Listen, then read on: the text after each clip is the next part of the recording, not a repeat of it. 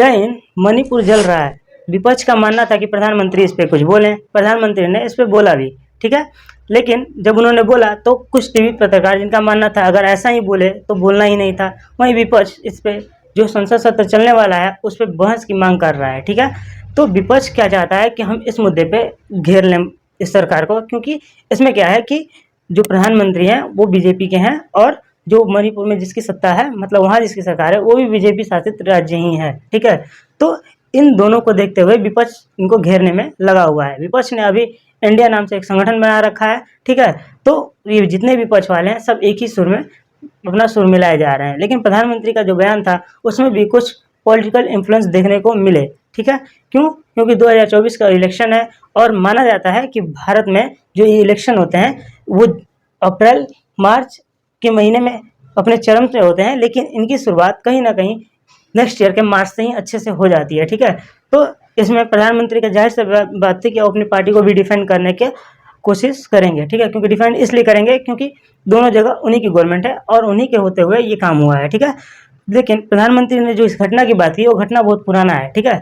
बहुत ज़्यादा नहीं, ये मतलब लगभग 70-72 दिन के आसपास की पुरानी घटनाएं हैं, ठीक है। लेकिन वीडियो बाद में वायरल हुई है, ठीक है। तो इस वजह से इस पे जब ये वीडियो वायरल हुआ तो प्रधानमंत्री को भी बोलना पड़ा। प्रधानमंत्री ने क्या बोला?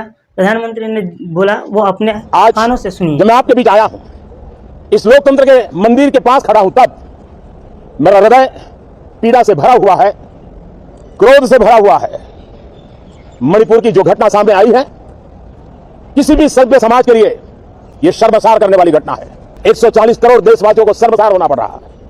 देखिए इन्होंने जो कहा, उन्होंने कहा कि ये जो घटना है ना ये 140 करोड़ देशवासियों को शर्मसार कर रहा है। कहाँ? इंटरनेशनल मंच पे, ठीक है। और उन्होंने साथ ही में ये भी कहा कि ये घटना को देखकर मैं क्रोधित हूँ, ठीक है। मैं क्रोध में हूँ और किसी को भी बख्शा नहीं जाएगा। लेकिन जो मोटा मोटी जो इन बात इसमें जितनी बात की गई है उस मोटा मोटी बात देखा जाए तो 2 मिनट के बाद में सब कुछ था। पहला कि मेरा हृदय पीड़ा क्रोध से भरा हुआ है, ठीक है। पीड़ा और क्रोध से भरा है, जाहिर सी बात है अगर स्टेट ऐसा बोलता है तो कोई ना कोई कार्रवाई जरूर होगी और कार्रवाई होने भी लगी है, ठीक है। तो ये तो आपको समझ में आ गया। लेकिन उन्हें बताया कि घटना सभ्य समाज को शर्मसार कर दे रही है। ये जो घटना है वो सभ्य समाज को क्या कर रही है? शर्मसार कर रही है। लेकिन जब इन्होंने इस लाइन को बोला ना तो साथ ही में जिक्र करते हुए राजस्थान, छत्तीसगढ़ और फिर मणिपुर को लेकर आया, ठीक है। राजस्थान जहाँ कांग्रेस की गवर्नमेंट है, यहाँ पे भी बीजेपी की गवर्नमेंट नहीं है और यहाँ बीजेपी की गवर्नमेंट है, ठीक है। क्या ये दिखाने का प्रयास था मोदी जी का कि इन राज्यों में भी ऐसा हुआ है, ठीक है, और फिर यहाँ हुआ है, ठीक है। क्या वो यहाँ पे भी बीजेपी को डिफेंड कर रहे थे? कर रहे थे। साफ साफ दिखा कि कर रहे थे, वरना इनकी ज़रूरत तो नहीं ही थी।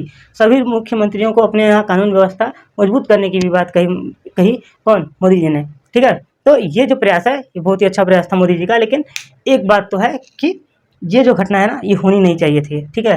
क्योंकि जो हमारी सोसाइटी है ना, हमारी सोसाइटी में जो लेडीज़ है ना इनको कहीं ना कहीं देवी के तौर पे रखा जाता है। माना दुनिया में, पूरी दुनिया में देखिएगा जितने भी धर्म है ना वहाँ लेडीज़ भगवान नहीं है, ठीक है। केवल जेंट्स ही हैं, चाहे मुस्लिमों में देख लीजिए चाहे किसी में देख लीजिए। एक भारत ही है जहाँ पे देवी के रूप में लड़कियाँ भी मिलती हैं जिनका पूजा होता है, ठीक है। तो ऐसे समाज में ऐसी घटनाएं हों तो सवाल तो उठने बनते हैं, ठीक है। अब मामला क्या है? मामला रिजर्वेशन का है, ठीक है। उनको भी चाहिए रिजर्वेशन, ठीक है। लेकिन एक लोग के पास ये भी है कि वो अपने रिजर्वेशन को प्रोटेक्ट करना चाहते हैं। प्रोटेक्ट क्यों करना चाहते हैं? अगर जो मांग रहे हैं उनको दे दिया जाए तो उनके रिजर्वेशन का कोई मतलब नहीं निकलेगा, क्योंकि 40 और लगभग इतना रेशियो है कि 1-2%, 1-2-3% लोग बच जाएंगे, बाकी सब रिजर्वेशन में आ जाएंगे मणिपुर के अंदर, ठीक है। Thank you so much.